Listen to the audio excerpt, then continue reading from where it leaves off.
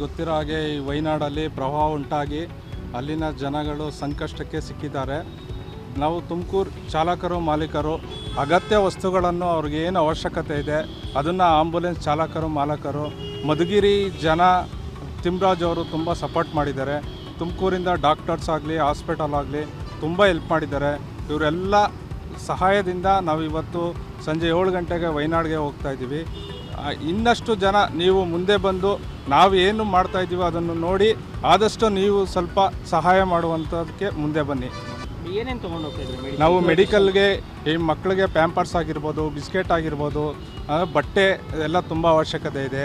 ಅವ್ರಿಗೆ ಏನೇನು ಮೆಡಿಸಿನ್ ಅವಶ್ಯಕತೆ ಇದೆ ಎಲ್ಲ ಪ್ರತಿಯೊಂದೂ ನಾವು ಮಾಲೀಕರು ಚಾಲಕರು ನೀರು ಎಲ್ಲ ತಗೊಂಡು ನಾವಿವತ್ತು ಸಂಜೆ 7 ಗಂಟೆಗೆ ಹೋಗ್ತಾ ಇದ್ದೀವಿ.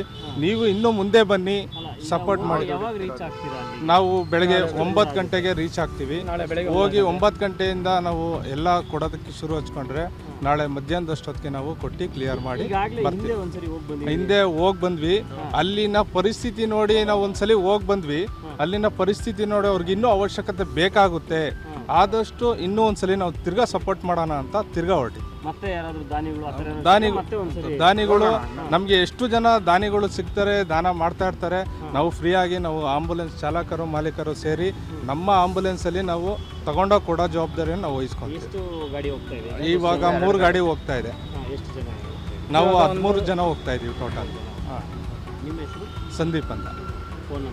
991616 55550.